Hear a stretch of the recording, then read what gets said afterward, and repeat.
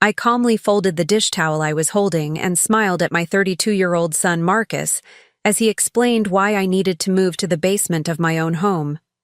What he didn't know was that in exactly 6 weeks, he'd be moving out of my house forever, because I was about to sell it to his ex-girlfriend Jessica for half its market value, with a leaseback clause that would make his life very, very interesting.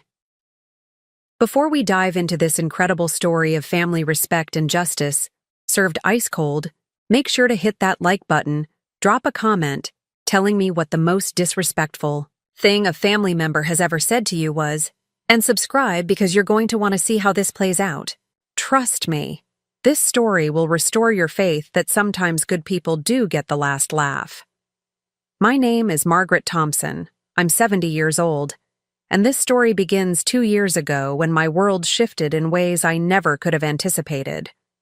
For 48 years, I had been married to Robert Thompson, a dedicated high school principal who spent his career shaping young minds while I worked as the head librarian at our town's main branch.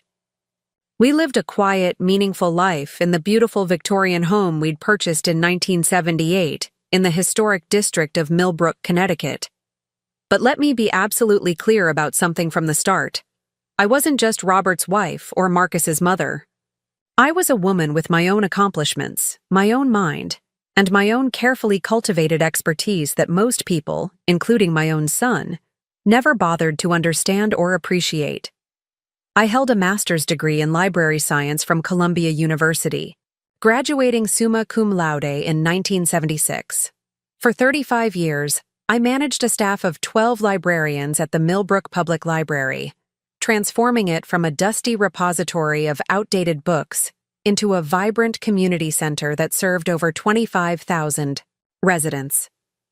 I personally oversaw the complete digitization of our historical archives, securing federal grants totaling $400,000 to preserve centuries of local history.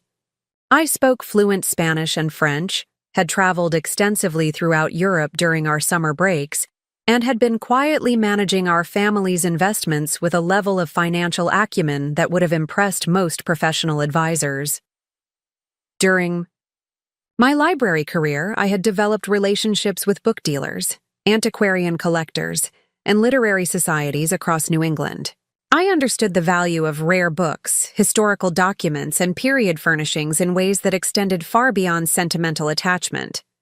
I knew how to research provenance, authenticate historical items, and navigate the complex world of estate, sales, and auction houses. These skills would prove more valuable than anyone could have imagined. Our home wasn't just any house. It was a meticulously restored 1892 Queen Anne Victorian that Robert and I had spent 26 years bringing back to its original glory. We hadn't just bought a house. We had rescued a piece of architectural history and transformed it into a showcase that was regularly featured in Connecticut's historic home tours. The house sat on a corner lot in Millbrook's most prestigious neighborhood, surrounded by mature oak trees and featuring the original wraparound porch with intricate gingerbread trim. Inside, we had restored every detail to period authenticity. The original heart pine floors that we'd spent months refinishing by hand. The hand-painted William Morris wallpaper in the dining room that cost us $200 per roll. The restored stained glass windows that filtered rainbow light across the main staircase. The first floor featured a grand foyer with a curved staircase, a formal living room with a marble fireplace, a dining room that could seat 12, a modern kitchen with period-appropriate fixtures, and my pride and joy, a library with floor-to-ceiling built-in bookshelves that housed over 3,000 volumes, including several first editions and rare manuscripts I had acquired through my professional connections. The second floor had 4 bedrooms, including the master suite with its own sitting area and marble bathroom, plus 2 full bathrooms with original clawfoot tubs. The third floor, originally servants' quarters, had been converted into a spacious office and guest suite.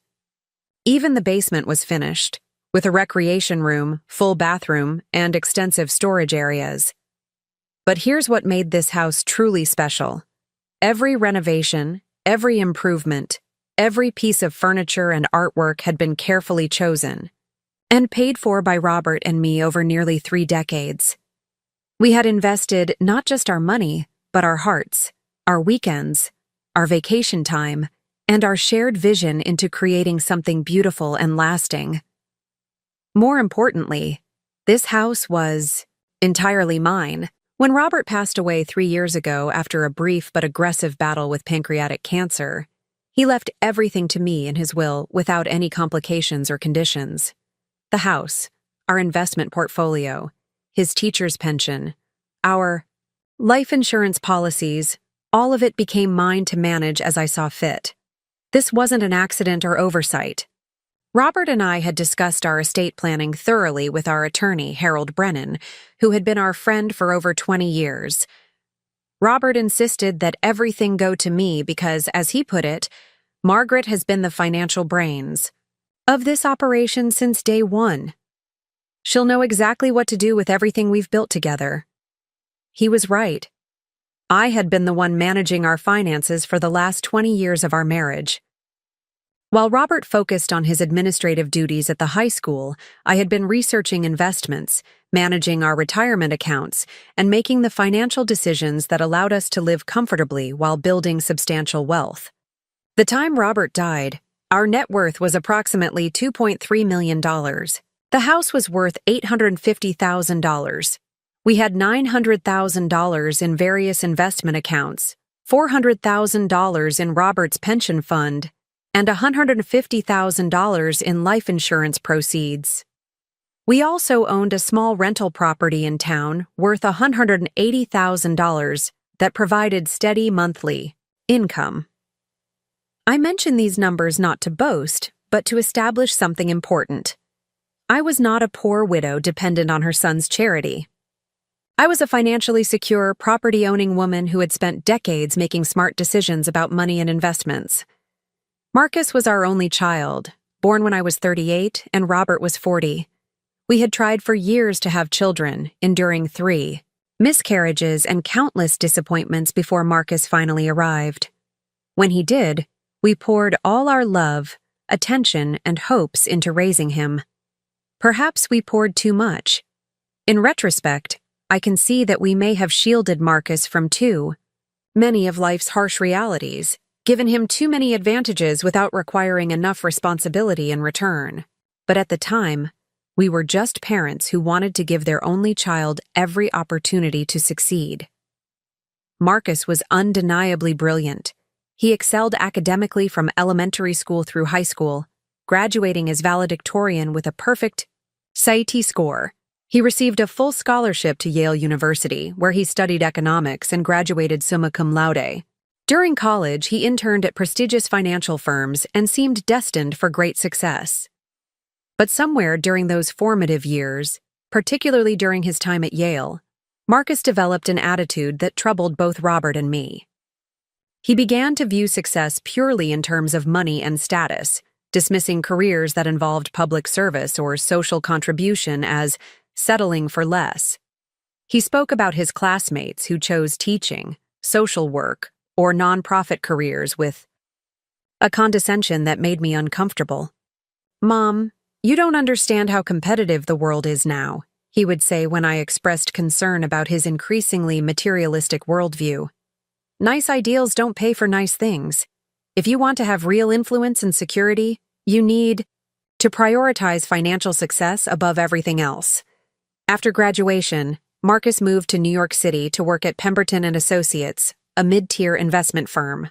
For several years, he seemed to be building a successful independent life. He had a decent salary, a nice apartment in Brooklyn Heights, and was quickly promoted to senior analyst.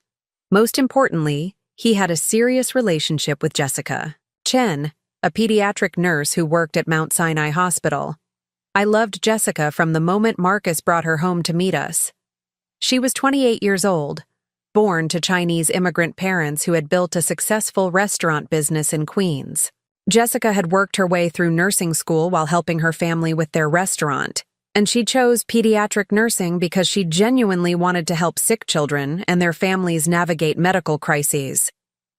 Jessica was intelligent, warm, and remarkably thoughtful. During their visits to Millbrook, she would spend hours in my library, genuinely interested in my book recommendations and fascinated by the stories I'd tell about my career and the historical research I'd done for various community projects. She asked thoughtful questions about Robert's work in education and seemed to understand that there were many ways to measure a successful life beyond income and status symbols. What impressed me most about Jessica was her respectful curiosity about our family history and traditions. She would help me prepare elaborate Sunday dinners, asking for recipes and cooking techniques that had been passed down through generations. She showed genuine interest in the antique furniture and artwork Robert and I had collected, wanting to understand the stories behind each piece. Jessica also understood financial responsibility in ways that surprised me. Despite earning a nurse's salary, she had managed to save money, pay off her student loans ahead of schedule, and even help her parents with some restaurant improvements. She talked about money realistically and responsibly, without either obsessing over it or dismissing its importance.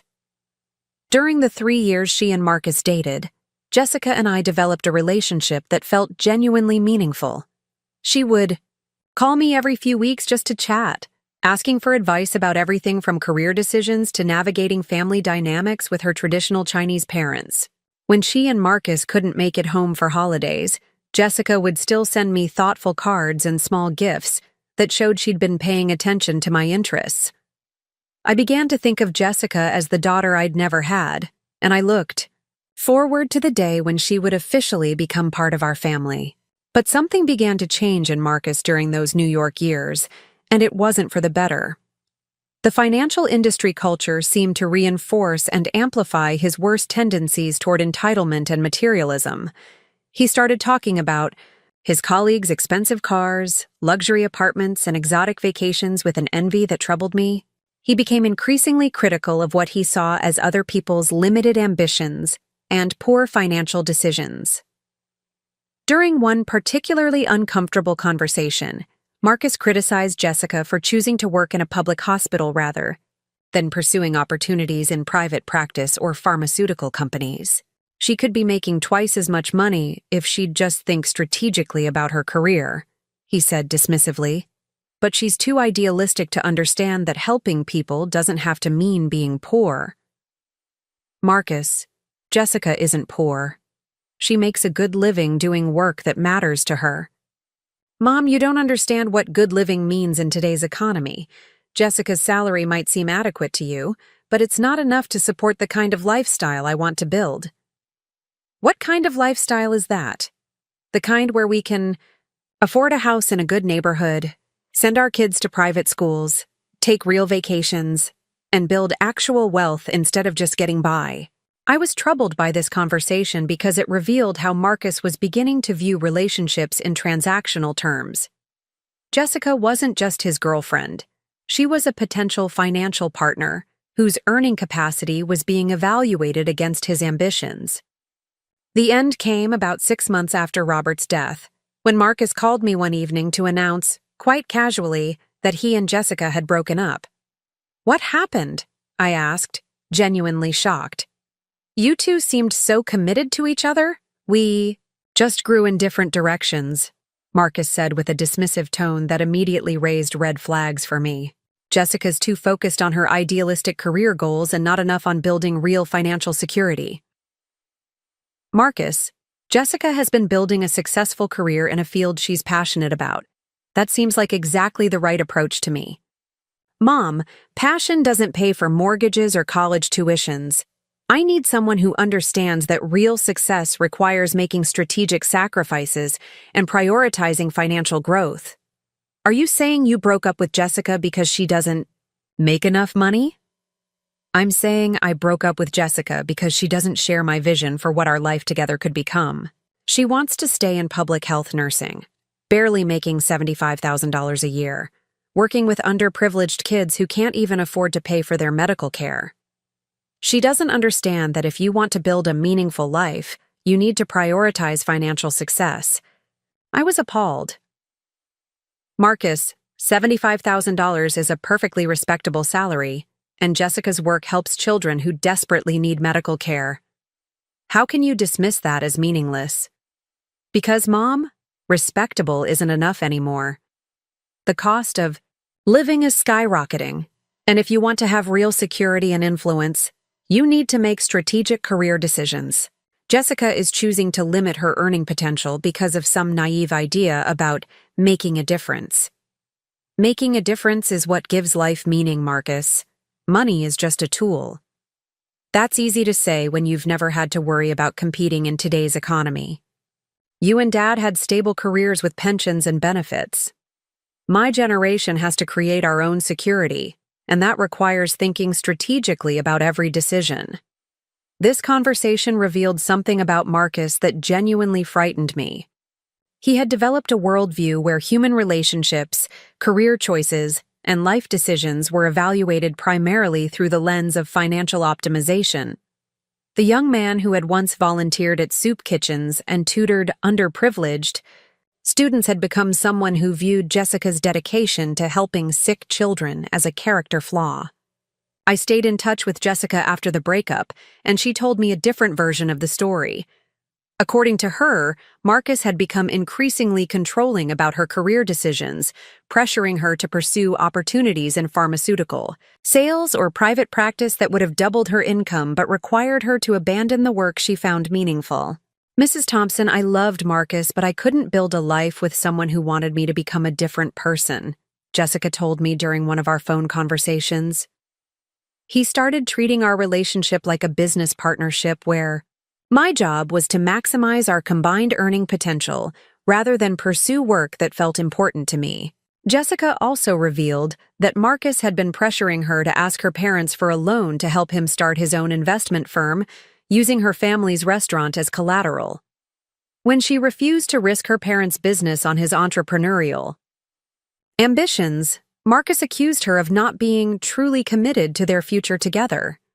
I realized that Marcus didn't want a partner, Jessica said sadly. He wanted a financial asset who happened to be in love with him. After the breakup, Jessica and I continued our friendship, though we were careful to keep it separate from any involvement with Marcus. She would call me every month or so, updating me on her work and asking about my adjustment to widowhood. I came to treasure these conversations because Jessica remained one of the few people in my life who seemed genuinely interested in my thoughts and experiences rather than just viewing me as someone's mother or someone's widow. About a year after the breakup, Marcus called with what he presented as exciting news. He was moving back to Connecticut to start his own investment consulting business. That's wonderful, sweetheart, I said, genuinely pleased at the prospect of having him closer to home. Are you taking a position with a firm in the area? Actually, Mom, I've decided to strike out on my own. The overhead costs in New York are astronomical, and I could build something really substantial if I had lower expenses and more space to work. Plus, there's an underserved market for sophisticated investment advice in this part of Connecticut. That sounds like a smart business decision. Have you found office space in town? Well, that's what I wanted to discuss with you. I was hoping I could move back home for a while, just until I get the business established and start generating steady revenue. It would save me thousands of dollars in rent and overhead, and it would give me a chance to spend more time with you. It seemed like a reasonable request from a son who was trying to build his own business while staying close to family. Our house certainly had plenty of space, more than I needed as a single person, and after 2 years of living alone, I was actually looking forward to having some company and feeling useful again. Of course, Marcus, this is your home too. I'd love to have you here while you're getting your business started. Thanks, Mom. You're the best.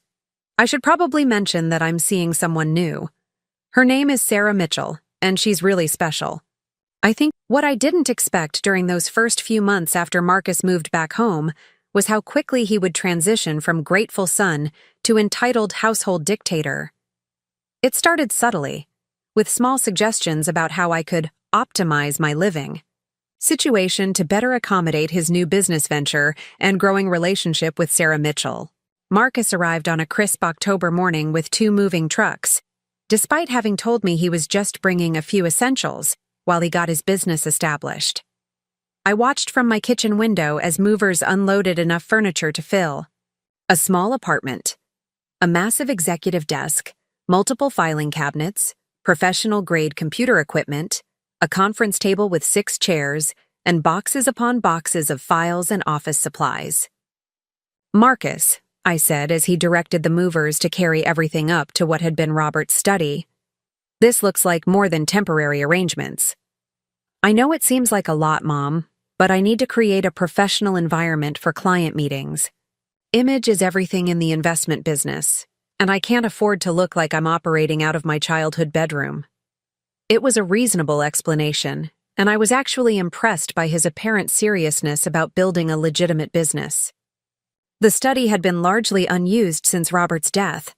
I'd kept his books and papers there, but it had felt more like a shrine than a functional space. Having it transformed into an active office seemed like a positive development. Besides, Marcus continued, surveying the room with obvious satisfaction, "This space is perfect for what I need. The built-in bookshelves give it gravitas, the windows provide great natural light, and the separate entrance through the side porch means clients won't have to walk through the main house." I hadn't realized there was a separate entrance to the study, but Marcus was right.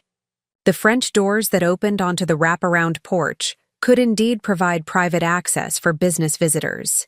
It was actually quite thoughtful of him to consider my privacy and comfort. "What kind of clients are you expecting?" I asked, genuinely curious about his business plan. "Primarily high-net-worth individuals who need sophisticated investment advice.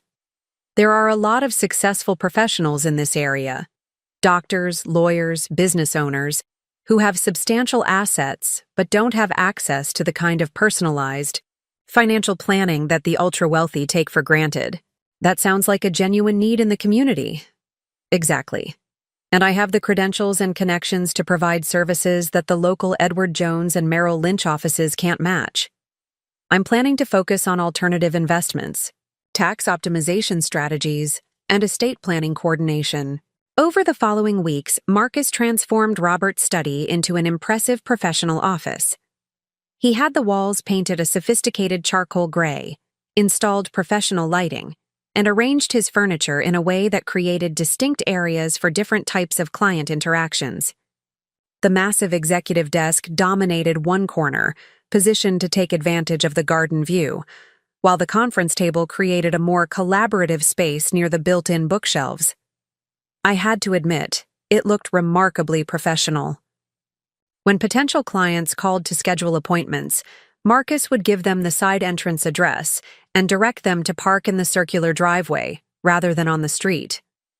From their perspective, they were visiting an established financial planning office in a prestigious historic neighborhood. During those first weeks, I was genuinely proud of Marcus's apparent transformation from entitled finance brat to serious entrepreneur. He was working long hours, studying for additional certifications, and seemed to be approaching his business venture with the kind of thoughtful professionalism that Robert and I had always tried to instill in him. But I began to notice changes in how Marcus viewed our shared living arrangements that made me increasingly uncomfortable. The first sign of trouble came when Marcus started referring to his office in ways that seemed to extend beyond the study itself.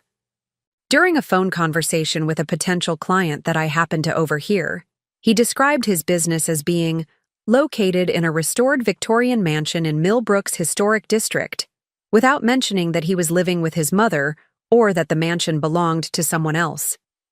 When I asked him about this, Marcus seemed genuinely surprised by my concern. "Mom, I'm not lying to anyone. The office is in a Victorian mansion in the historic district. Those are just facts. But you're creating the impression that you own this property, which isn't true. I never said I owned it. I just described the location accurately. If potential clients want to assume that I'm successful enough to afford a mansion, that's not my fault." "Marcus, that's deceptive. You're using my home to create a false impression about your financial status." "Mom, that's not how business works. Everyone knows that image matters in financial services. Clients want to work with advisors who appear successful and established." "Would you prefer that I tell them I'm living with my mother?"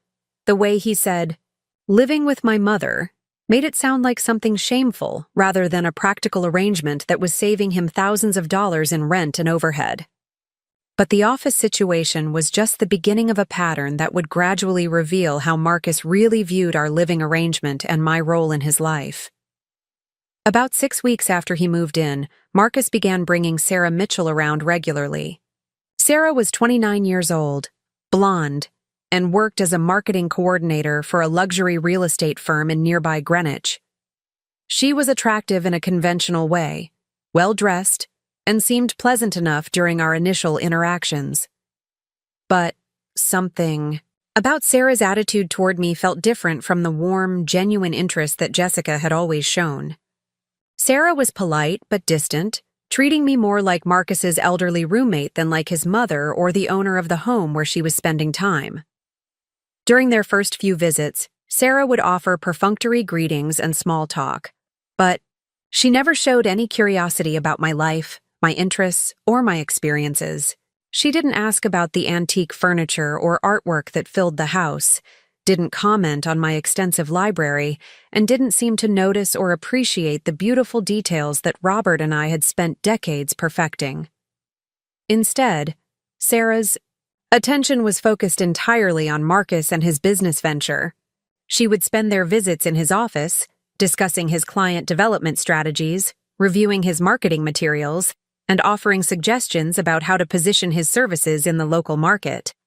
Sarah has a great eye for branding and presentation, Marcus told me one evening after she'd left. She's been helping me refine my client communications and develop a more sophisticated marketing approach. That's wonderful that she's supportive of your business. She really understands the importance of professional image and market positioning. She's been working with high-end clients in real estate, so she knows how to communicate with affluent professionals. I was glad that Marcus had found someone who shared his professional interests, but I couldn't shake the feeling that Sarah viewed our home primarily as a useful backdrop for Marcus's business activities, rather than as a family residence with its own history and significance. This impression was confirmed during a conversation I overheard between Marcus and Sarah about 2 months after their visits began. They were in his office with the door partially open, discussing plans for a client event he was organizing. "The house is perfect for entertaining," Sarah was saying. "We could host a cocktail reception in the main living areas. Maybe invite 20 or 30 potential clients for an elegant evening event." "That's a great idea," Marcus replied. "The formal dining room and living room would be ideal for that kind of sophisticated gathering. We'd need to be strategic about the setup," Sarah continued. "Maybe move some of the more dated furniture into storage temporarily, update the lighting, and create a more contemporary feel." "What do you mean by dated furniture?" "Well, some of your mother's antiques are beautiful, but they create a very traditional, old-fashioned atmosphere. For a client event, we'd want something more current and dynamic." They were discussing redecorating my home to better suit Marcus's business needs, without any apparent consideration of my preferences or feelings about temporarily storing furniture that Robert and I had carefully chosen and cherished. But what really bothered me was the casual way they referred to the house as if it were a business asset rather than my home. There was no acknowledgement that I lived there, that these were my possessions, or that any changes to the environment should involve consulting me. I didn't say anything about this conversation immediately, partly because I wanted to give Marcus the benefit of the doubt, and partly because I wasn't sure how to address my concerns without seeming unreasonably controlling about a house that had plenty of space for both of us. But the pattern continued and escalated over the following weeks. Marcus began making small changes to common areas without asking my permission or even informing me in advance. He rearranged furniture in the living room to create better sightlines for his client meetings. He replaced some of my framed photographs with generic artistic prints that he felt created a more professional atmosphere. He even had new business cards printed with our home address listed as his office location. When I finally mentioned my discomfort with these changes, Marcus seemed genuinely puzzled by my reaction. "Mom, I thought you'd be happy that I'm making the house more functional and attractive. These improvements benefit both of us. Marcus, this is my home. I'd appreciate being consulted before you make changes, even small ones. But they're not really changes, they're just optimizations. And honestly, some of the decorating choices you and Dad made were pretty outdated. Updating things a bit makes the whole house feel more current. Your father and I chose every piece in this house carefully. These aren't random decorating choices, they're part of a coherent vision that we spent decades developing. I know you're attached to Dad's memory, but Mom, you can't keep the house like a museum forever. It's okay to make changes that reflect current tastes and needs. The conversation revealed something troubling about Marcus's attitude toward my autonomy and decision-making authority in my own home. He seemed to view my attachment to our carefully curated environment as sentimental nostalgia rather than legitimate preferences about how I wanted to live. But the real revelation about Marcus's evolving expectations came during what should have been a pleasant family dinner in early December. Sarah had started joining us for dinner several nights a week, and I had been making an effort to prepare more elaborate meals that would help us bond as a family unit. That particular evening, I had spent the afternoon making Sarah's favorite dish. She had mentioned loving Italian food, so I prepared homemade lasagna with a recipe that had been passed down through Robert's family. Dinner itself went well. Sarah complimented the food, Marcus talked enthusiastically about his growing client base, and the conversation felt natural and relaxed. But after dinner, as I was clearing the table, Marcus made a comment that stopped me cold. Mom, Sarah, and I have been talking about making some longer-term arrangements that would work better for everyone. What kind of arrangements? Well, my business is really taking off, and Sarah and I are getting more serious about our relationship. We're thinking it might make sense for her to move in here, at least part-time, so we can coordinate our schedules more effectively. I set down the plates I was carrying and looked at Marcus carefully. You want Sarah to move in here? Not permanently, necessarily, but maybe she could stay here a few nights a week, especially when I have early morning client meetings or evening events. It would be more convenient than her having to drive back and forth from Greenwich. Have you discussed this with Sarah? Of course, Sarah said, speaking for the first time since Marcus raised the topic. Marcus and I think it would be a practical arrangement that would give us more time together while he's building his business. And where would Sarah be staying when she's here? Well, that's something we wanted to talk to you about, Marcus said, and I could hear a note of careful preparation in his voice. The guest room upstairs is nice, but it's not really set up for regular use. Sarah would need closet space, a proper workspace for her own job, and more privacy. What are you suggesting? We were thinking it might make sense for Sarah to use the master bedroom when she stays here. It has the most space, the best bathroom, and the sitting area where she could set up a temporary office. I stared at my son, trying to process what he was suggesting. Marcus, that's my bedroom. I know, Mom, but hear us out. You're not using the sitting area at all, and honestly, do you really need that much space? The master bedroom is huge. It's like having a private apartment. It's my private apartment. That's my bedroom in my house. Of course it's your house, Mom. We're not suggesting anything permanent. Just that when Sarah stays here, it would be more comfortable for everyone if she had adequate space and privacy. And where exactly would I be sleeping during these visits? Marcus and Sarah exchanged a glance that I was beginning to recognize as their standard communication method for navigating difficult conversations.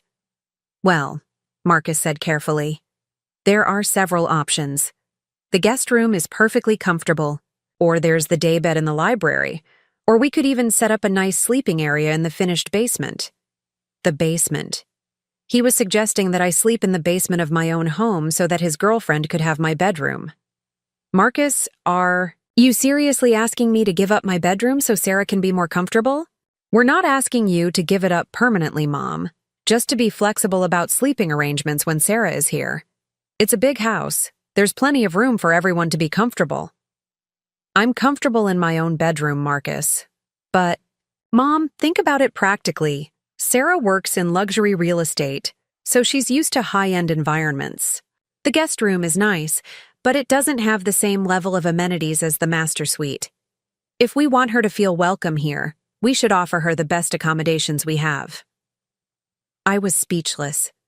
Marcus was arguing that his girlfriend's comfort was more important than my right to sleep in my own bedroom. Moreover, he was framing this as a question of hospitality rather than an outrageous violation of normal boundaries.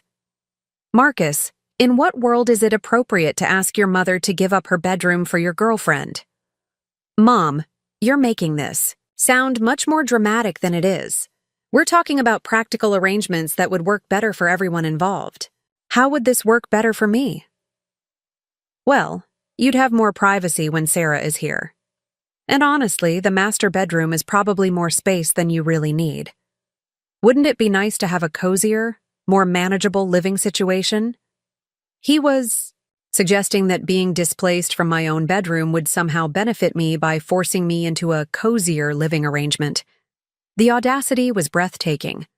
But what came next revealed the full extent of Marcus's evolving expectations about our living arrangement.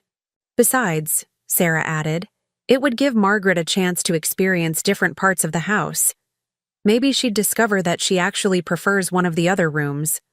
Sarah had referred to me by my first name rather than as Marcus's mother, and she was talking about me as if I were a house guest who might benefit from trying out different accommodations rather than the homeowner whose preferences should determine sleeping arrangements. Sarah, I said as calmly as I could manage, I've been sleeping in that bedroom for 26 years. I know which room I prefer. Of course, she said with a bright smile that didn't reach her eyes. I just meant that sometimes change can be refreshing. When I was growing up, my family would rearrange our sleeping arrangements whenever we had extended guests, and it always felt like a fun adventure. She was comparing my situation to childhood sleepovers rather than recognizing it as a homeowner, being asked to accommodate her son's girlfriend's preferences. The conversation continued for another 20 minutes, with Marcus and Sarah presenting increasingly elaborate justifications for why their suggested arrangement was reasonable and beneficial for everyone involved. They talked about privacy, convenience, optimal space utilization, and the importance of making guests feel welcome. What they never acknowledged was the fundamental inappropriateness of expecting a 70-year-old woman to give up her own bedroom in her own home so that her adult son's girlfriend could be more comfortable during voluntary visits. But this conversation was just the beginning of a pattern that would reveal exactly how Marcus and Sarah viewed my role in what they were beginning to consider their living situation. Over the following weeks, the requests became more frequent and more presumptuous.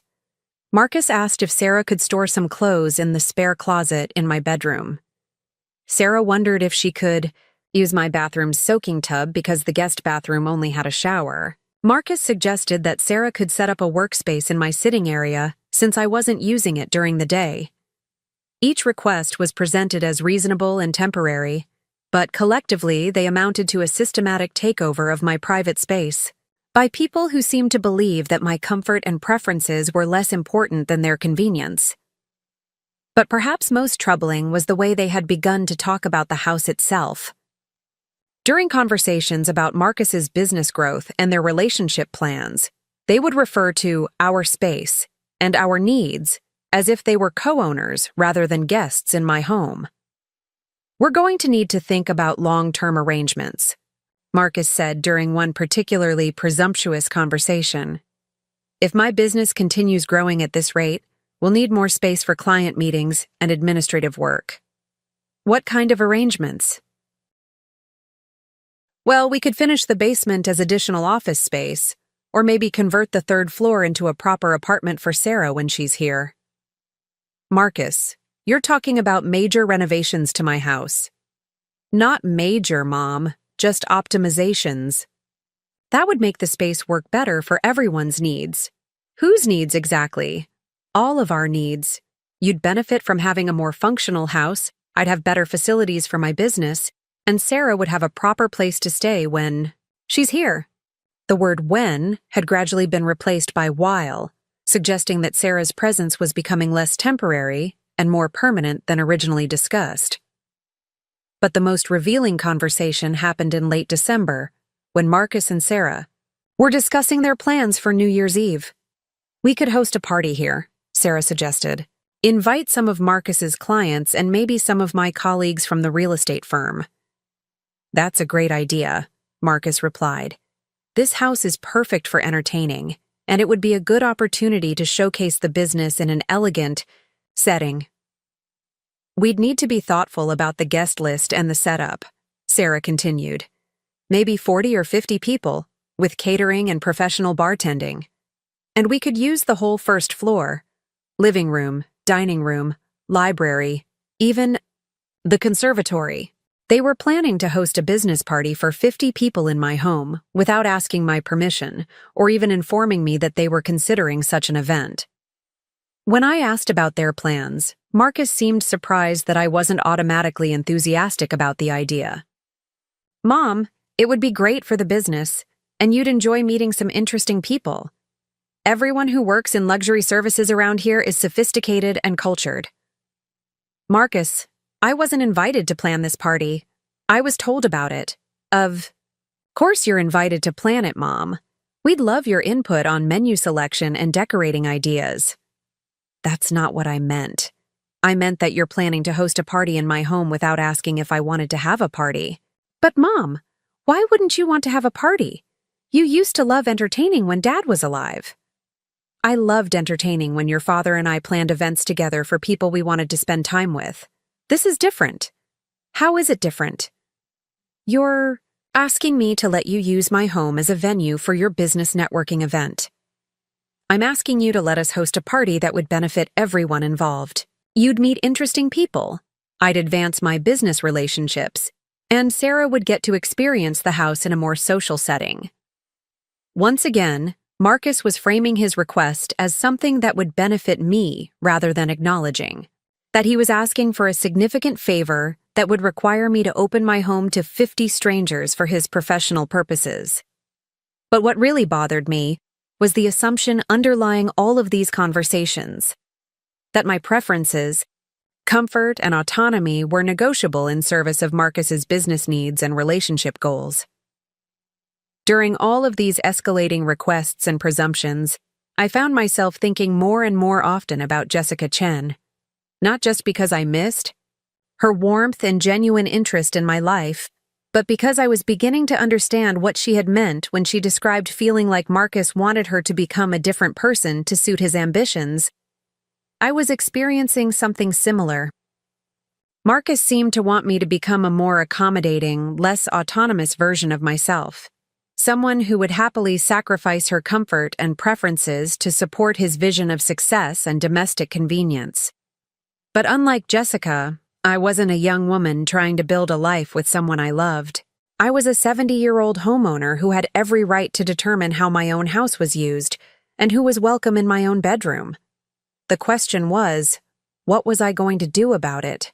Because it was becoming clear that Marcus and Sarah's expectations were only going to continue expanding, and their respect for my autonomy was only going to continue diminishing.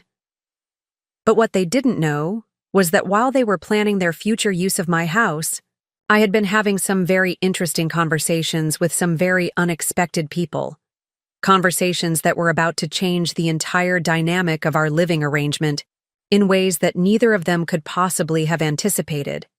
The small betrayals began in January, subtle at first but increasingly bold as Marcus and Sarah grew more comfortable with their expanding control over my home and my life. What I didn't realize at the time was that each seemingly minor boundary violation was actually part of a calculated strategy to gradually normalize their authority over my living situation. The first real sign that something fundamental had shifted came when I discovered that Marcus had given Sarah a key to the house without asking my permission or even informing me that he'd done so.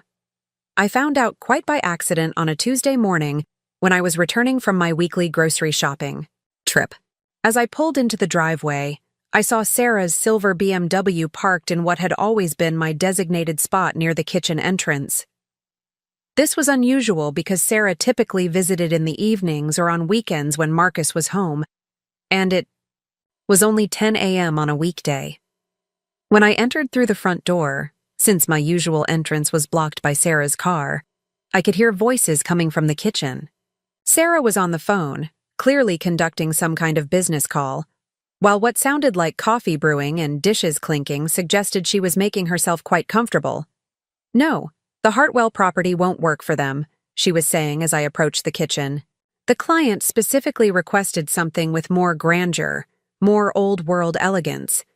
They want the kind of place that makes a statement about their success and sophistication." I paused in the hallway, not wanting to interrupt what was obviously a work call, but also feeling uncomfortable about Sarah conducting business in my kitchen without my knowledge or permission. "Actually, I might have the perfect solution," Sarah continued, and I could hear her moving around the kitchen as she spoke. "I'm currently staying in this incredible Victorian mansion in Millbrook's historic district. It's exactly the kind of property they're looking for. 1890s Queen Anne architecture, completely restored, museum-quality furnishings, spectacular gardens. The owner might be interested in discussing a private sale." My blood ran cold. Sarah was in my kitchen using my coffee, discussing selling my house to her real estate clients as if she had any authority to negotiate such a transaction. When I entered the kitchen, Sarah looked up with a bright smile and gave me a little wave. But she didn't interrupt her phone conversation or show any embarrassment about conducting business in my home without permission. "Let me call you back in a few minutes," she said into the phone. "I need to discuss some details with the property owner." She hung up and turned to me with the kind of confident familiarity that suggested this was a routine occurrence rather than an unprecedented intrusion. "Good morning, Margaret. I hope you don't mind that I let myself in. Marcus gave me a key last week so I could help coordinate some things for his business. I made coffee.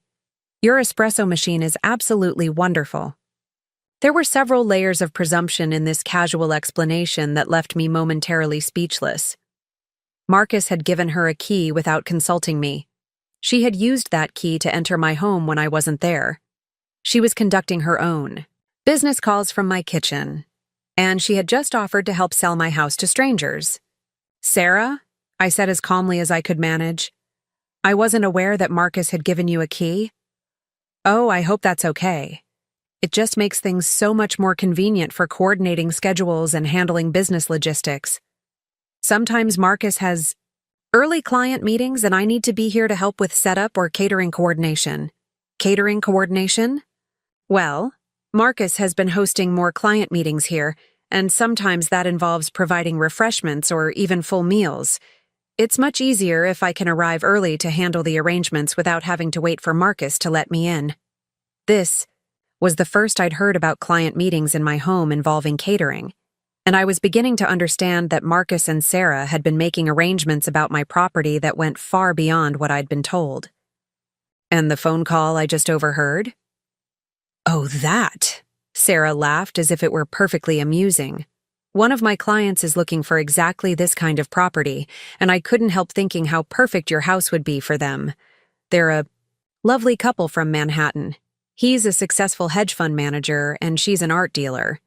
And they're looking for a weekend retreat that has real character and elegance." "Sarah, this house isn't for sale." "Of course not.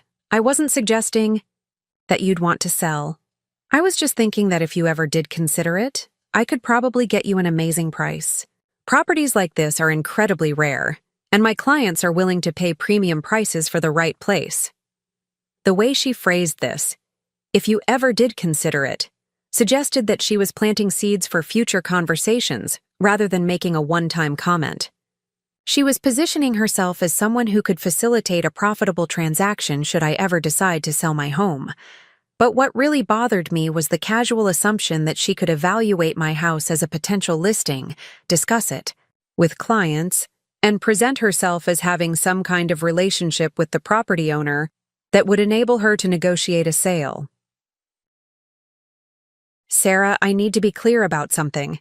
This house is not available for sale, and I would appreciate it if you didn't discuss it with your clients as if it were a potential listing. Of course, Margaret, I completely understand. I just get excited when I see properties that would be perfect for my clients. It's a professional habit. I'm always evaluating beautiful homes and imagining how they'd work for different families. Her explanation sounded reasonable on the surface, but it didn't address the fact that she had been conducting this evaluation and discussion without my knowledge or permission, from my own kitchen, using access that I hadn't authorized. The key incident was troubling enough, but it was just the beginning of a pattern of boundary violations that would escalate throughout January and February. A few days later, I discovered that Sarah had been rearranging furniture in the living room to better accommodate Marcus's client meetings. When I asked about the changes, Marcus explained that Sarah had offered to help optimize the space for business use. She has a great eye for staging and presentation, he said.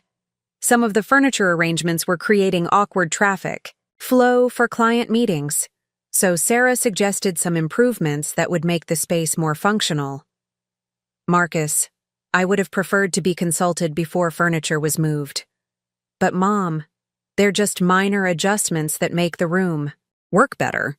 Sarah wasn't changing anything permanently, just creating a more professional atmosphere for business meetings. This is my living room, not a business conference facility. Of course, it's your living room. But since I'm using it occasionally, for client meetings, doesn't it make sense to arrange it in a way that works well for both personal and professional use? This conversation revealed something important about how Marcus was beginning to view shared spaces in my home. Rather than asking permission to use my living room for business meetings, he was now asking me to accommodate permanent changes to my furniture arrangements to better serve his business needs. But the furniture rearrangement was minor compared to what I discovered the following week. Came home from a library board meeting on a Thursday evening to find Sarah in my bedroom, going through my jewelry box. "Oh, hi, Margaret," she said when she noticed me standing in the doorway. "I hope you don't mind. I was looking for something to borrow for Marcus's client dinner tonight." Sarah was in my bedroom, uninvited, going through my personal belongings, looking for jewelry to borrow for an event that I hadn't been told about. "Sarah, what are you doing in my room?" Marcus said. "I could borrow some jewelry for tonight. We're taking some important clients to dinner at that new French restaurant in Greenwich, and I wanted to wear something elegant that would make a good impression." "Marcus said you could go through my jewelry?" "Well, he said you had some beautiful pieces and that you probably wouldn't mind if I borrowed something special for a business dinner. I was looking for maybe a necklace or earrings that would go with this dress."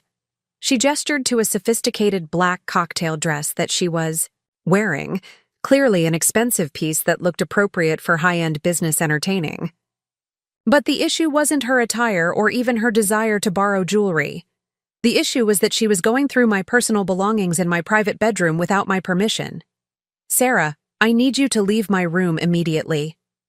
"Of course, I'm sorry if I overstepped. Marcus just thought you'd be happy to help us make a good impression with these clients. They represent a lot of potential business for him." Even her apology was framed as a misunderstanding about my willingness to help, rather than an acknowledgement that going through someone's personal belongings without permission was inappropriate regardless of the business justification. But what I found most disturbing was that Marcus had apparently told Sarah that she could go through my jewelry box without asking me directly. He was giving his girlfriend permission to access my personal belongings as if he had authority over my possessions. When I confronted Marcus about this later that evening, his response was even more troubling than Sarah's. "Mom, I didn't think you'd mind. You have so much beautiful jewelry that you never wear anymore. Sarah just needed something elegant for an important business dinner." "Marcus, it doesn't matter whether I wear the jewelry or not. Sarah doesn't have the right to go through my personal belongings without asking me directly." But she did ask. She asked me, and I told her it would probably be fine. "You don't have the authority to give someone else permission to go through my things." "Mom, that seems like a pretty rigid way to think about it. We're all living here. together, and sometimes it makes sense to share resources when someone has a legitimate need. Sharing resources involves asking permission, not just taking things because you think the owner probably won't mind. I guess I thought that since we're family, and Sarah is becoming part of the family, we could be a little more flexible about these kinds of boundaries. This conversation revealed something crucial about Marcus's evolving perspective on my autonomy and property rights. He was beginning to view my possessions as family resources that could be shared based on his judgment about my likely preferences, rather than through explicit permission-seeking. Moreover, he was unilaterally deciding that Sarah was becoming part of the family in ways that entitled her to access my personal belongings. But the jewelry incident was just a preview of much more serious boundary violations that were coming. In mid-February, I returned from a weekend visit with my sister in Vermont to find that Marcus and Sarah had hosted what they called a small client reception in my home while I was away. I discovered this when I found champagne glasses in my dishwasher, catering, trays in my refrigerator, and business cards scattered on my dining room table from people I'd never heard of. "How was your weekend with Aunt Helen?" Marcus asked when I called him to ask about the evidence of entertaining that I'd found throughout the house.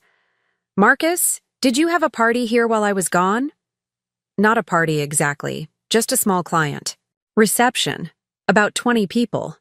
Sarah thought it would be a good opportunity to showcase the business in an elegant setting while you were away so we wouldn't disturb your routine."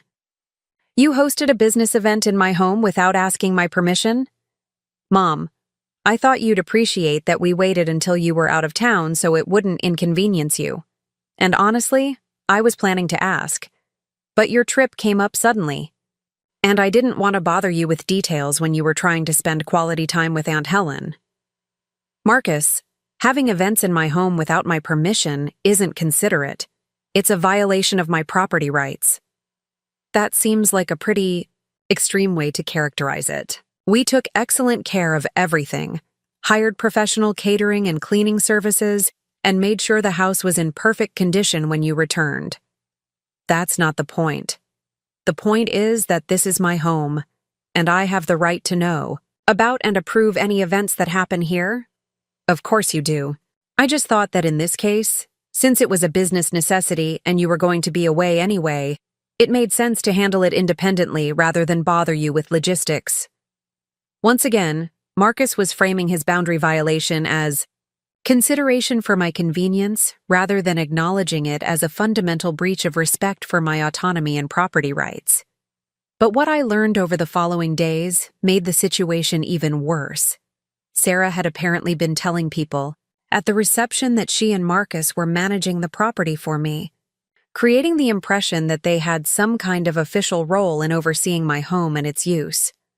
I found this out when Mrs. Henderson, my next-door neighbor, stopped by to ask about the young people who are helping you with the house.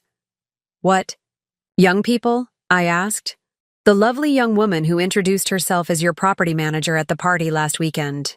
She mentioned that you were transitioning into a more assisted living situation and that she and your son were helping coordinate the household management."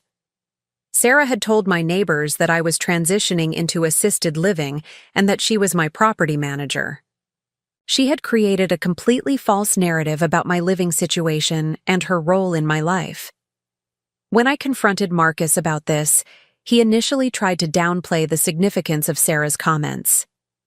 "I'm sure she didn't mean anything misleading by it. Sarah was probably just trying to explain our living arrangement in a way that would make sense to strangers. Marcus, she told my neighbors that I was moving into assisted living and that she was my property manager. I'm sure there was just some confusion in the conversation. Sarah works in real estate, so people probably assumed she had some professional relationship with the property." "There's no confusion here, Marcus. Sarah deliberately misrepresented our relationship and my living situation to my neighbors." "Mom, I think you might be overreacting. Sarah was probably just trying to handle a social situation gracefully without getting into personal family details with people she didn't know." But when I spoke to Sarah directly about the conversation with Mrs. Henderson, Her response was even more revealing. "Oh, Margaret, I'm so sorry if there was any confusion.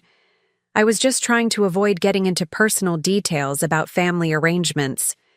Sometimes it's easier to give people a simple explanation that they can understand, rather than trying to explain complex family dynamics."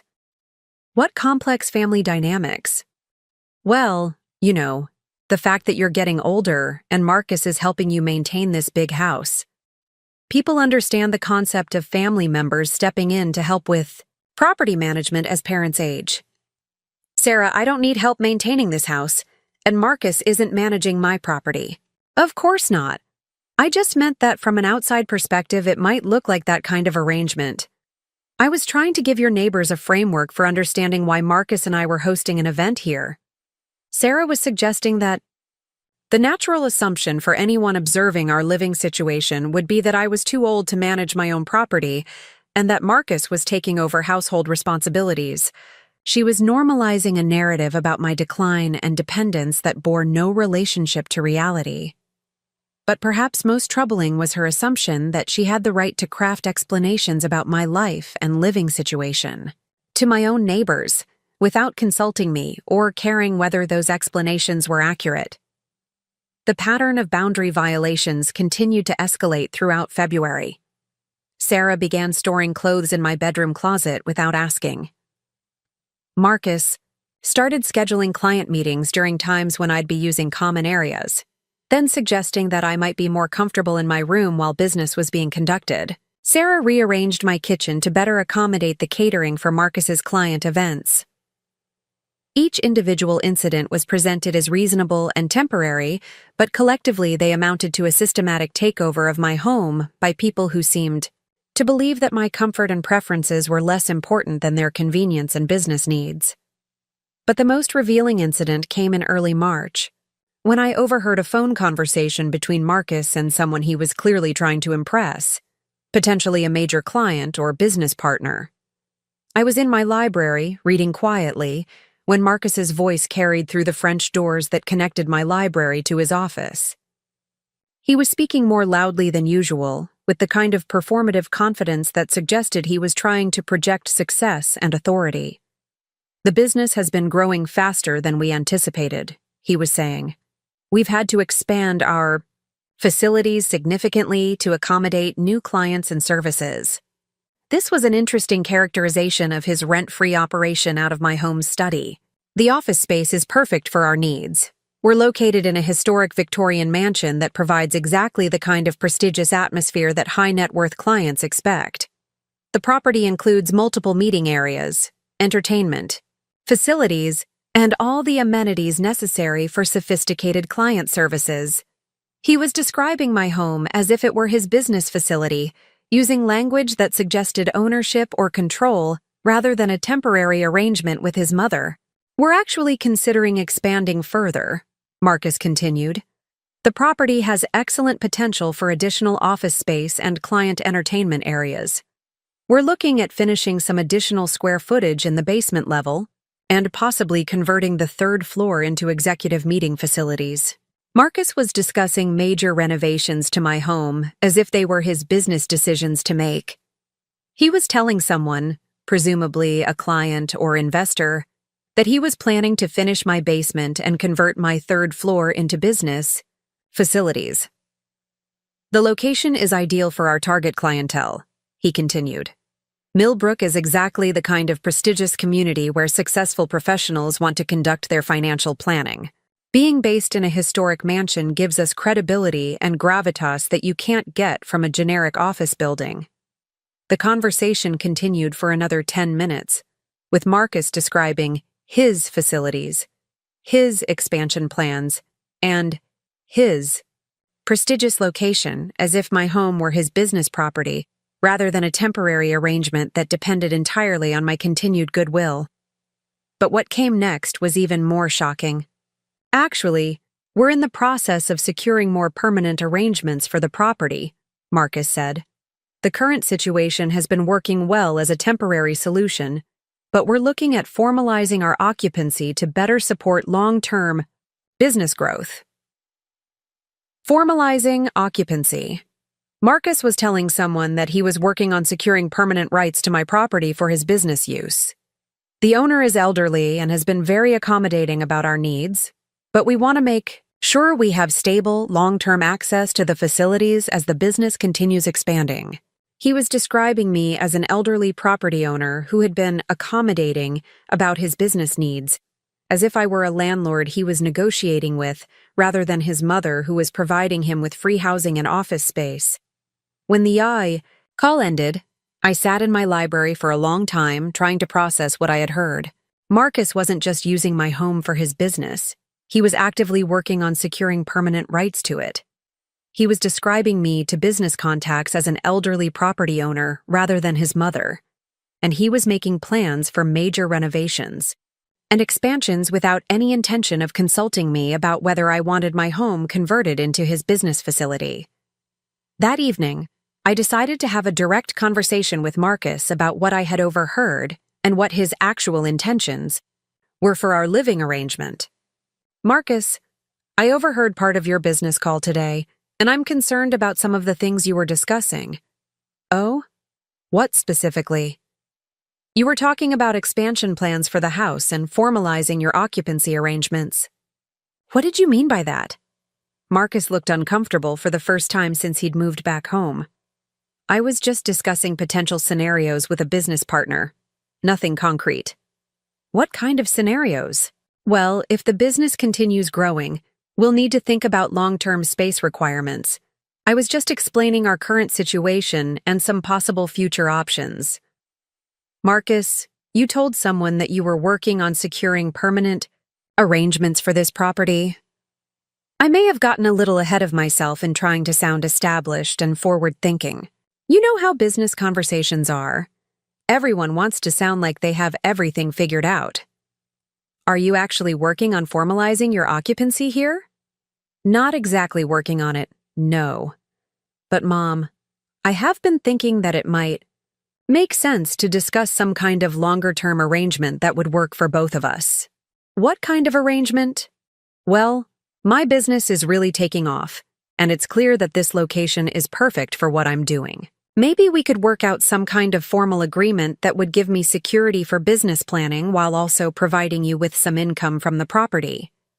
Marcus was suggesting that I should enter into a rental agreement with him for my own home, transforming our family living arrangement into a landlord-tenant relationship where he would pay me rent for the privilege of taking over my property for his business use. Marcus, are you asking me to rent my house to you? Not the whole house, obviously. Just a formal arrangement for the office space, and maybe some additional areas as the business grows.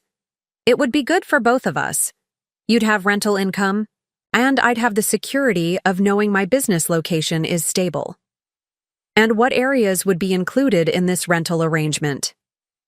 Initially, just the office, and maybe the dining room for client meetings. But as I mentioned, there's potential for expansion into other areas if the business continues growing. The casual way he mentioned potential expansion into other areas suggested that he was envisioning a rental arrangement that could gradually encompass more and more of my home as his business needs grew. And where would I be living while you're renting these areas? You'd still have your bedroom, the kitchen, the living room, and the library. Plenty of space for your needs. Marcus was proposing to convert my home into his business facility while allowing me to continue living in a few rooms as his tenant in common. He was suggesting that I should pay to maintain and insure a property that he would primarily be using for his commercial purposes. Marcus, this is my home. I don't want to become your tenant in my own house. You wouldn't be my tenant, Mom. We'd be sharing the space in a way that works for both our needs. I'd pay you market rate for the business areas, which would probably be $3,000 or $4,000 a month. That's good income for space you're not really using anyway. The suggestion that I wasn't really using my dining room, study, and other areas revealed how completely Marcus had redefined my relationship to my own home. In his mind, any space that I didn't actively occupy every day was available for his business use. But what troubled me most was the broader pattern that this conversation represented. Over the course of 4 months, Marcus had gradually escalated from asking for temporary housing assistance to proposing that I formally convert my home into his business facility while paying him rent for the privilege. Each step in this escalation had been presented as reasonable and mutually beneficial, but collectively they represented a systematic attempt to transfer control of my property from me to him.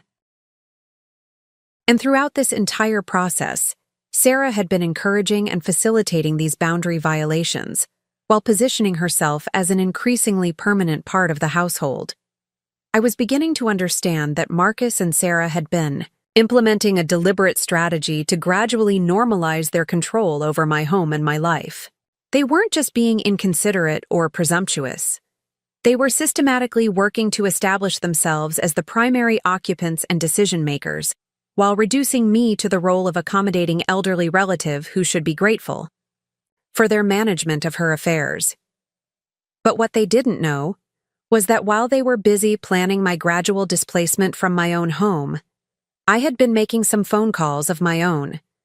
Phone calls that were about to change everything they thought they understood about my resources, my connections, and my willingness to let them continue treating me like a convenient property manager in my own house. Because sometimes when people start making plans for your life without consulting you, the best response is to make some plans of your own that they definitely won't see coming. The moment that changed everything came on a warm April evening, during what should have been a celebration of Marcus's business success. Instead, it became the night when he finally revealed exactly how disposable he considered me to be in my own home. Marcus had secured his largest client to date, a tech entrepreneur from Silicon Valley who was relocating to Connecticut and needed comprehensive wealth management services.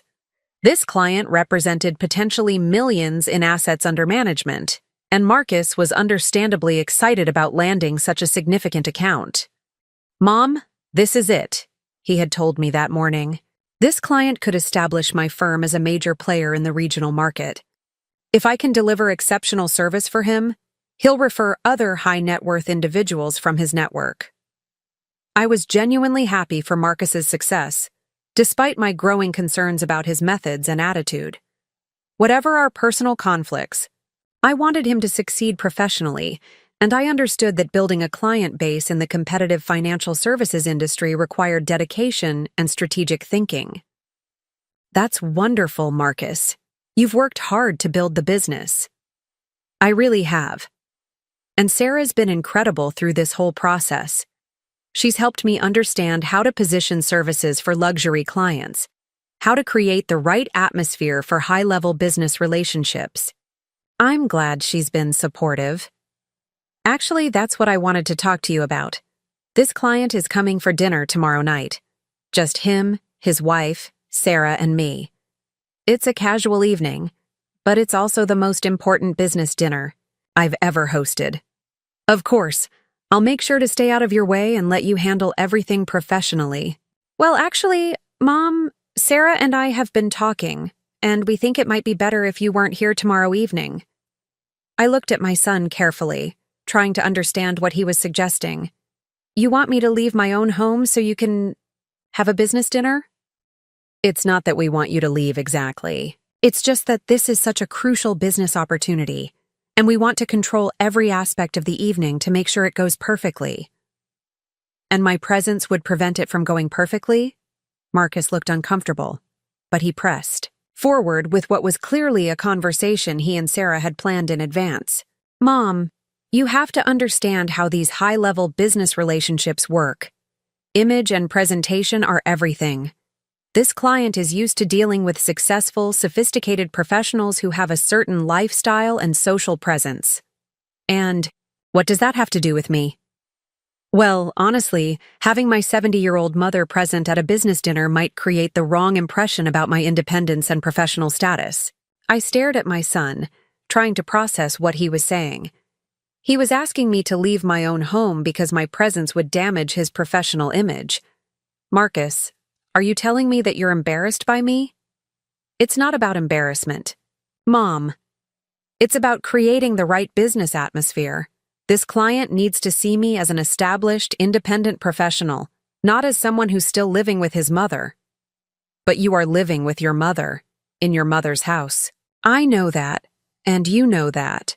But from a business perspective, it's better if this client sees me as the primary resident who's hosting an elegant dinner in his own home.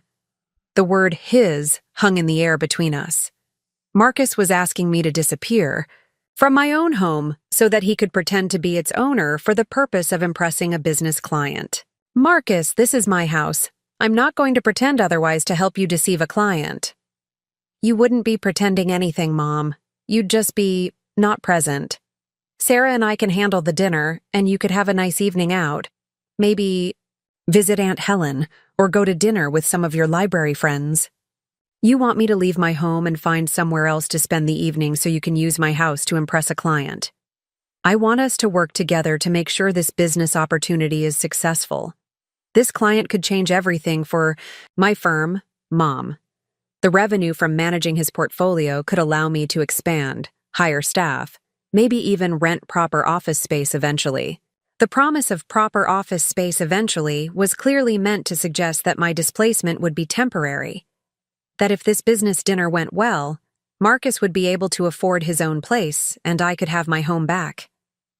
But I was beginning to understand that Marcus's promises about future independence were part of his strategy for securing continued accommodation, rather than genuine plans for moving out.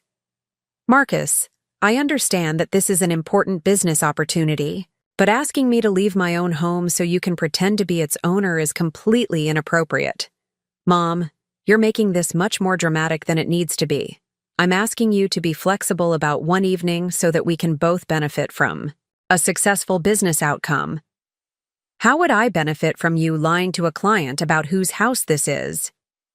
You'd benefit because my business success means I'll be able to contribute more to household expenses, eventually pay you proper rent, and maybe even help you with some of the home maintenance projects you've been putting off. Once again, Marcus was framing his request as something that would benefit me rather than acknowledging that he was asking for an enormous favor that involved lying about property ownership and excluding me from my own home. But what came next revealed the full extent of his expectations.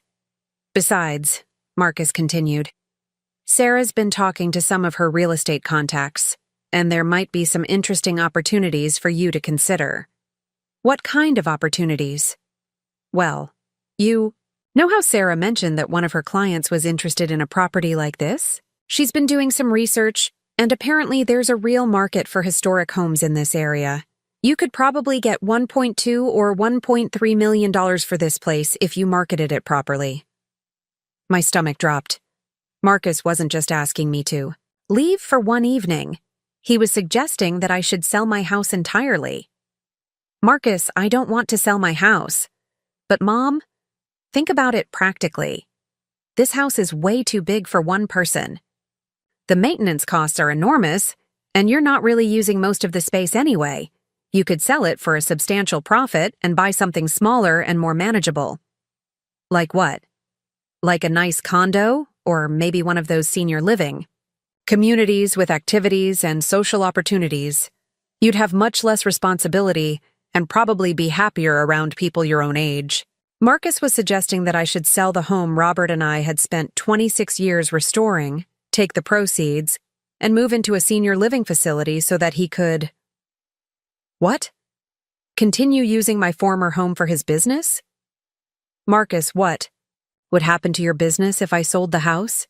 Well, Sarah thinks her client might be interested in a leaseback arrangement for the office space. I could rent the study and maybe a few other areas from the new owners and continue operating. The business here, the plan was becoming clear. Marcus wanted me to sell my home to Sarah's client, who would then rent office space back to Marcus, allowing him to continue operating his business out of my former home while I lived in a senior facility somewhere else.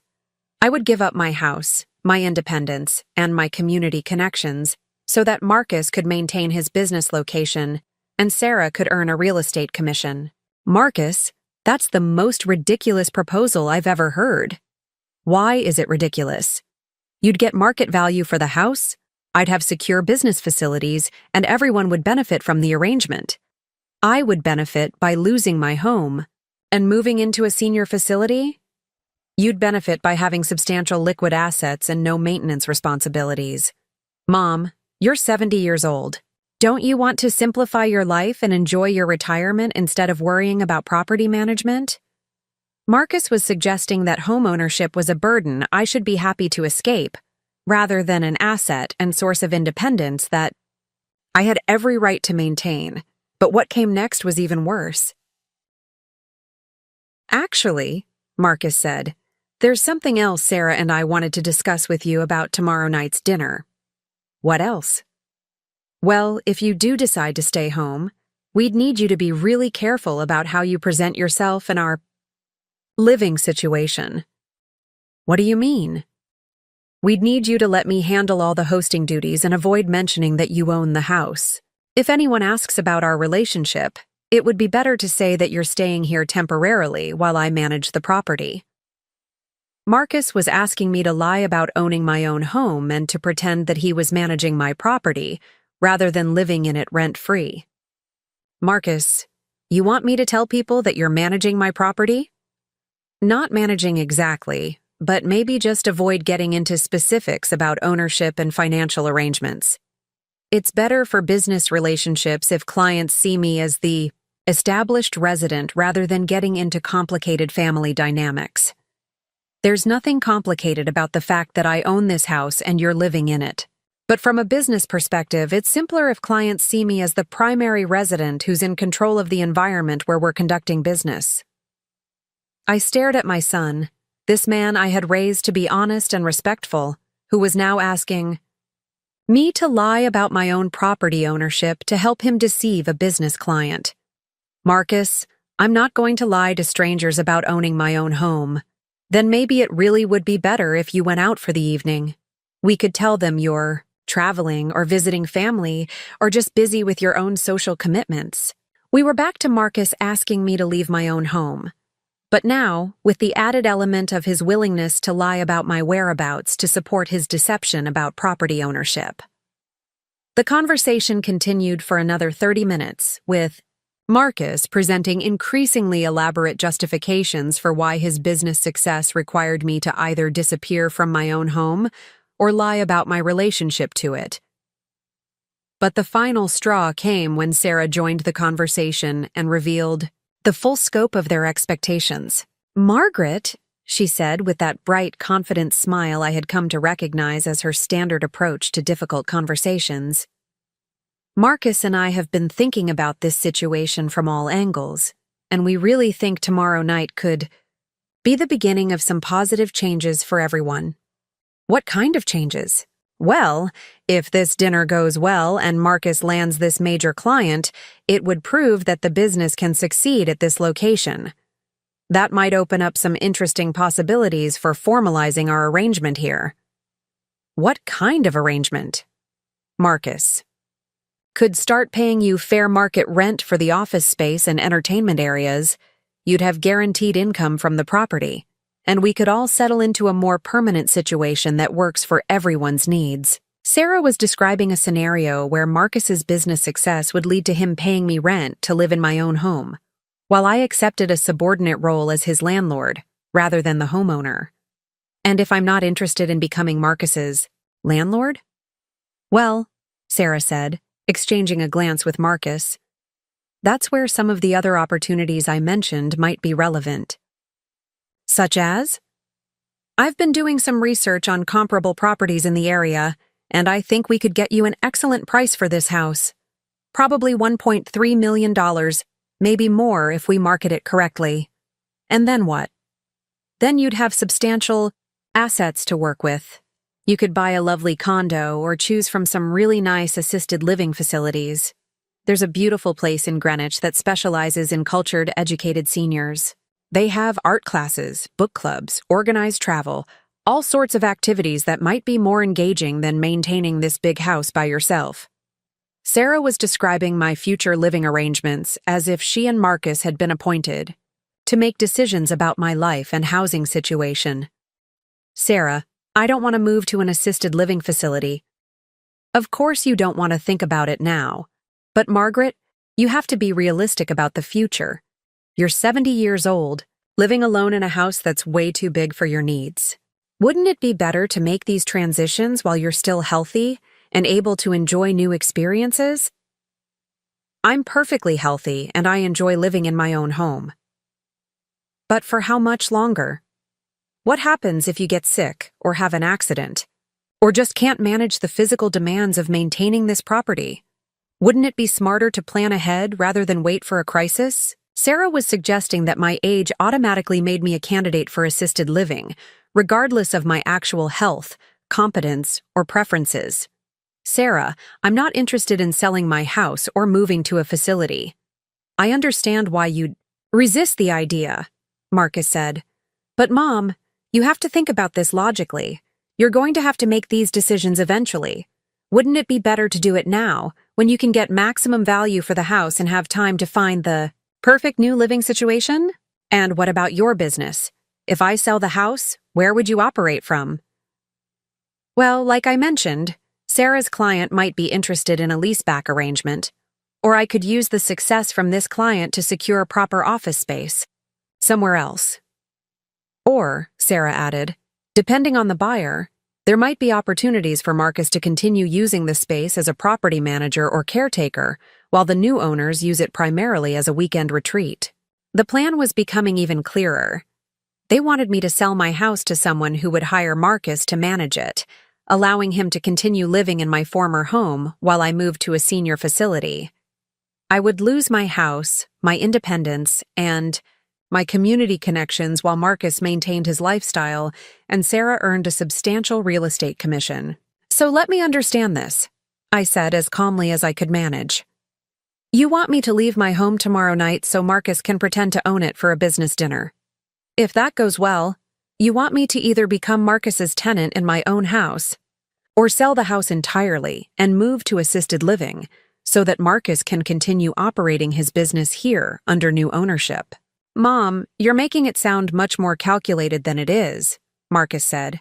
We're just trying to find solutions that would work for everyone's changing needs. Whose needs are changing? Well, your needs as you get older, my needs as my business. Grows Sarah's needs as we get more serious about our relationship.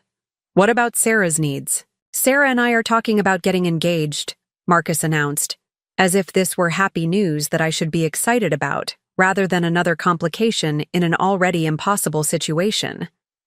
And an engagement would affect our living arrangements. How? Well, obviously Sarah would need to move in here permanently. And frankly, Mom, this house is big enough for all of us if we organize it thoughtfully. Organize it how? Sarah could take the master bedroom. It's really the only room with adequate space and amenities for a couple. You could use the guest room, which is perfectly comfortable and actually might be easier for you since it's smaller and requires less maintenance. Marcus was suggesting that I should give up my bedroom to his girlfriend and move into the guest room of my own house. And if the guest room isn't suitable? Well, Sarah said, there's always the finished basement. It's actually quite spacious and private. We could set it up as a lovely apartment-style space with a sitting area, sleeping area, and even a small kitchenette. The basement.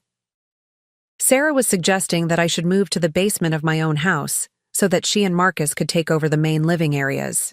You want me to live in the basement?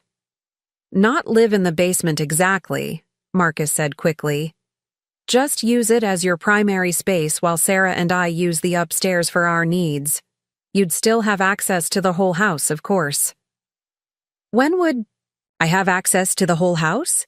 Well, during business hours, you'd probably want to stay out of the office areas anyway. And when we're entertaining clients or having dinner parties, it might be more comfortable for you to have your own space, where you don't have to worry about social obligations. Marcus was describing a living arrangement where I would be confined to the basement of my own house during business hours and social events, emerging only when my presence wouldn't interfere with his professional or personal activities. Marcus, are you seriously asking me to move to the basement of my own house? I'm asking you to consider flexible living arrangements that would work for everyone as our family situation evolves. What family situation? Mom, Sarah, and I are planning to get married. This is going to be our family home. Doesn't it make sense to organize the space in a way that reflects everyone's needs and priorities? This is not going to be your family home, Marcus. This is my family home, the home your father and I built together. But Dad is gone, Mom, and you can't maintain this place forever. Sarah and I are offering to help you stay here in a way that works for everyone. By moving me to the basement? By creating a living arrangement where you're safe, comfortable, and still close to family, while we handle the responsibilities of maintaining the property and managing the household. Marcus was describing my relocation to the basement as a service they would be providing to me rather than a massive imposition they were demanding. But what came next revealed the true scope of their expectations. "There's one more thing we need to discuss," Sarah said. "If we're going to make this arrangement work, we'll need to be realistic about financial responsibilities." "What financial responsibilities?" "Well, Marcus's business is growing, but he's still building his client base, and I'll be contributing to household expenses once I move in permanently. But the reality is that maintaining a property this size is expensive. I've been maintaining this property for 26 years. Of course you have. But Margaret, you have to think about the future. Property taxes, insurance, utilities, maintenance, repairs. These costs are only going to increase as the house ages and as you get older." "What are you suggesting?" "I'm suggesting that it might make sense for you to contribute to household expenses in proportion to your use of the space." Sarah was suggesting that I should pay rent to live in my own house. "Sarah, I own this house. I pay the property taxes, insurance, and utilities. But if Marcus and I are handling the day-to-day management and maintenance, and if we're using most of the space for business and living purposes, it might be fair for you to contribute to those costs based on the square footage you're actually using." "You want me to pay rent based on square footage?" "Not rent exactly, but maybe a proportional contribution to household expenses. If you're using maybe 20% of the house, the basement apartment plus occasional access to common areas, then maybe you could contribute 20% of the household costs." Sarah was proposing that I should pay 20% of the expenses for my own house while living in the basement and having occasional access to the rest of my own property. And what would happen to the other 80% of the expenses? Marcus and I would handle those in exchange for managing the property and maintaining the business operations that generate income for everyone. The plan was now completely clear. Marcus and Sarah wanted me to move to the basement of my own house, pay them rent for the privilege, give up access to most of my own property, and allow them to operate Marcus's business throughout the main areas while they posed as the owners or managers of the property. I would be paying to be a basement tenant in my own home while they took over my life's work and accumulated wealth using my property as their base of operations. "So," I said, looking at both of them carefully, "your proposal is that I should move to the basement, pay you rent, give up control of my own house, and allow you to use my property for your business and social activities. Mom, you're characterizing this in the most negative possible way," Marcus said. "We're offering you a way to stay in your family home with support and assistance as you age, while also allowing the property to generate income and serve productive purposes. And if I'm not interested in this arrangement?" Marcus and Sarah exchanged another one of their wordless communications, and I could see them making a decision about how much truth to share. "Well," Sarah said finally, "if you're not interested, in a collaborative arrangement, we'd understand if you decided to sell the property and move somewhere more suitable for your needs. And you'd move out if I chose not to sell?" "We'd respect whatever decision you made," Marcus said, but his tone suggested that my choice was between accepting their basement arrangement or selling the house so they could continue using it under new ownership. I sat in my own living room, looking at my son and his girlfriend, trying to process the full scope of what they were proposing. They wanted me to either become a basement tenant in my own home or sell my property so they could continue their lives without the inconvenience of my ownership. After months of gradual boundary violations, false narratives, and systematic manipulation, they had finally revealed their ultimate goal: my complete displacement from my own life. But what Marcus and Sarah didn't know was that while they had been planning my future, I had been making some very interesting phone calls to some very strategic people. Phone calls that were about to change everything they thought they understood about my resources, my connections, and my willingness to be managed out of my own home. "You know what?" I said, standing up from my chair and smiling at both of them. "You're absolutely right. It is time for some changes around here." Marcus looked relieved. "I'm so glad you're being open to new arrangements, Mom." "Oh, I'm very open to new arrangements. In fact, I've already made some arrangements that I think you'll find very interesting." "What kind of arrangements?" "Well, first, about tomorrow night's dinner. You won't need to worry about me being here or not being here because you won't be living here anymore." Marcus and Sarah both looked confused. "What do you mean?" "I mean that as of next Friday, you'll need to find somewhere else to live and operate your business." "Mom, you can't just kick us out without notice." "Actually, Marcus, I can. You're not tenants with lease agreements. You're guests in my home, and I'm asking you to leave."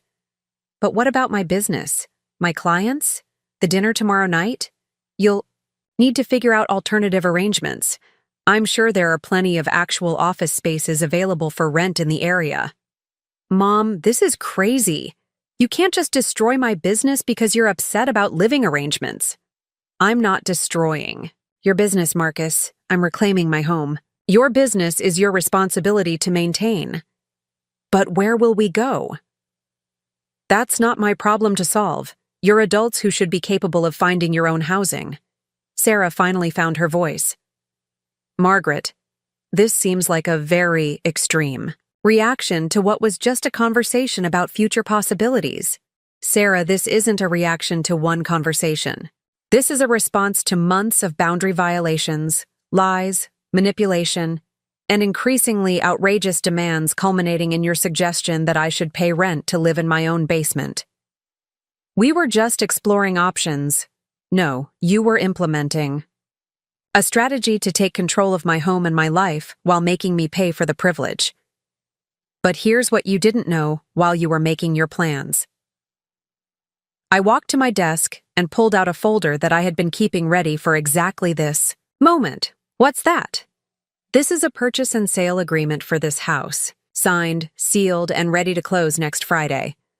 Marcus grabbed the papers and stared at them in shock. "You sold the house?" "I sold the house." "To who?" "To Jessica Chen, for $650,000, half the market value." The silence in the room was profound.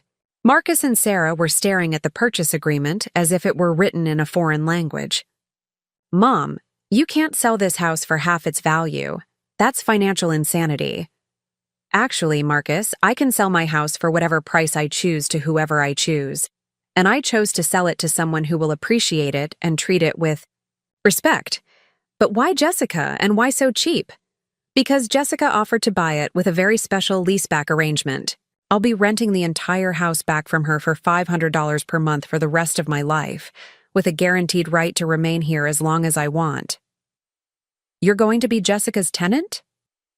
"I'm going to be Jessica's tenant in the house I spent 26 years restoring, paying a tiny fraction of market rent to someone who actually values my presence and my contributions." "But what about my business?" "What about it? I can't just relocate everything in a week? You should have thought about that before you asked me to move to the basement of my own house." Sarah had gone completely pale. "Margaret, this will ruin Marcus's business. All of his client relationships are built around this location. Then maybe Marcus should have been more respectful of the person who was providing that location for free." "But Jessica? Really? You're going to sell the house to Marcus's ex-girlfriend?" "I'm going to sell the house to someone who treated me with kindness and respect when she was part of this family, and who I trust to honor the leaseback arrangement that will allow me to continue living here." "She's just doing this to get back at me," Marcus said, his voice rising with panic. "Jessica is using you to get revenge for our breakup." Actually, Marcus, Jessica was surprised to hear from me. But when I explained the situation and asked if she'd be interested in purchasing the house with a life estate arrangement for me, she was happy to help. You called Jessica? I called Jessica 3 weeks ago, after you first suggested I should move to the basement. We've had several very pleasant conversations about the arrangement. 3 weeks ago? Sarah's voice was barely a whisper. 3 weeks ago. Right around the time you started telling my neighbors that I was moving to assisted living and that you were my property manager. Margaret, we can work something out. We don't have to go through with this. Oh, we're definitely going through with this. In fact, Jessica is moving in on Saturday. She's very excited about living in such a beautiful historic home. Where is she going to live? In the master bedroom, obviously. It's the most beautiful room in the house, with the best bathroom and the lovely sitting area that will be perfect for her home office. Marcus was staring at me with dawning horror. You're giving Jessica my room? I'm not giving Jessica anything, Marcus. I'm selling her a house that comes with me as a tenant. She can arrange the other rooms however she likes. But what about us? Where are we supposed to go? That's not my concern, Marcus. You're adults who should be capable of finding your own housing arrangements. Mom, please, we can work this out. We'll find a different arrangement that works for everyone. The time for working things out was before you asked me to pay rent to live in my own basement. Now the arrangements have been made. I walked to the front door and opened it. You have until Friday to remove your belongings. Jessica will be here Saturday morning to begin moving in. And if we don't, then your belongings will be on the front lawn Saturday morning when she arrives. Marcus and Sarah stood in my living room for several more minutes, trying to process what had just happened. They had come into the conversation expecting to negotiate the terms of my displacement from my own home, and instead, they were being displaced themselves. Mom, this is insane. You're destroying my business out of spite. I'm not destroying anything out of spite, Marcus. I'm making a rational decision to sell my property to someone who will treat me with respect, rather than allowing it to be taken over by people who view me as an inconvenient obstacle to their ambitions. But Jessica? Really? Jessica, really. She's a lovely person who I've missed having in my life, and I'm looking forward to being her tenant rather than your basement resident. As Marcus and Sarah gathered their things and left that evening, I felt a sense of peace that I hadn't experienced in months. For the first time since Marcus had moved back home, I was in complete control of my own living situation and my own future. The house sale closed the following Friday, exactly as planned. Jessica arrived Saturday morning with a moving truck and the biggest smile I'd seen from her since she and Marcus had dated. Mrs. Thompson, I can't believe you're trusting me with this beautiful house, she said as we walked through the rooms together. Jessica, I can't believe I was lucky enough to find a buyer who will let me stay here and who actually appreciates what Robert and I built. Are you sure about the rent arrangement? $500 a month seems ridiculously low. It's exactly what I want. To pay. You're giving me security and peace of mind. That's worth far more than market rent. Jessica moved into the master bedroom, just as I had promised Marcus she would. She set up her home office in the sitting area and transformed the space into a warm, welcoming environment that honored the house's history while reflecting her own personality. But the most satisfying part of the arrangement was watching Marcus try to salvage his business relationships after losing his impressive Victorian mansion office location. He had to call his major client, the one for whom he'd wanted me to disappear, and explain that he was relocating his business due to changes in his real estate situation. Several clients decided to work with other advisors rather than follow him to a generic office space in a strip mall. Sarah's real estate career also suffered when her colleagues learned that she had lost a potential $1.3 million listing because she had alienated the property owner by suggesting that a 70-year-old woman should move to assisted living to accommodate her boyfriend's business needs. But perhaps the most educational outcome was watching Marcus and Sarah's relationship deteriorate once they were forced to find their own housing and pay their own expenses without. The benefit of my subsidized lifestyle. Marcus found a small apartment that he could afford on his reduced business income. Sarah found reasons to spend less and less time there, eventually ending their engagement and moving on to a more financially promising relationship. 6 months later, Marcus called to apologize. "Mom, I know I treated you terribly. I was so focused on building my business that I lost sight of what was important." "What was important, Marcus?" "Family, respect, gratitude for everything you did to support me." "And what did I do to support you?" "You gave me free housing in a beautiful home, free office space for my business, and incredible patience with my increasingly unreasonable demands." "And how did you repay that support?" "By asking you to move to the basement of your own house, so my girlfriend could take over your bedroom. Do you understand why that was unacceptable?" "I understand that I was asking you to sacrifice your comfort, your dignity, and your autonomy so that Sarah and I could live the lifestyle we wanted at your expense."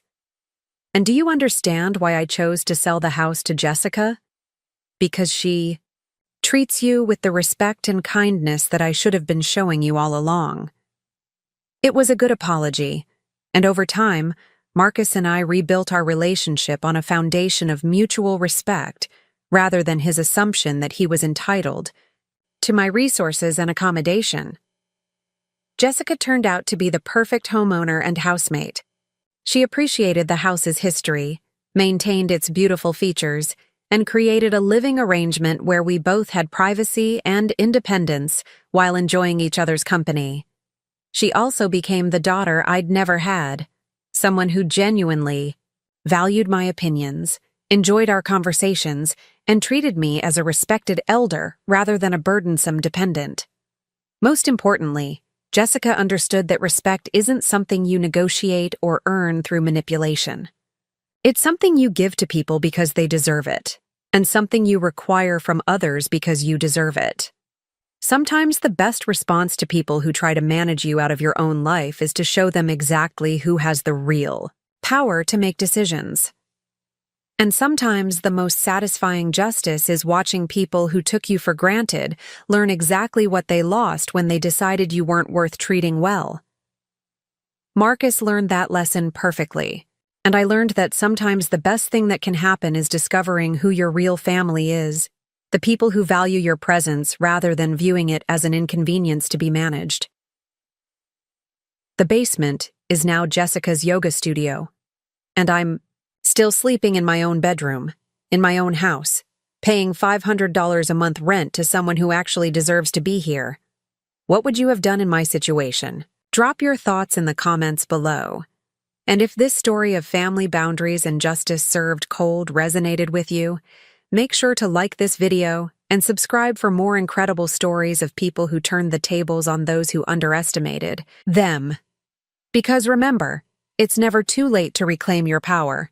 And it's never too early to demand the respect you deserve. Up next, you've got 2 more standout stories right on your screen. If this one hit the mark, you won't want to pass these up. Just click and check them out. And don't forget to subscribe and turn on the notification bell so you don't miss any upload from us.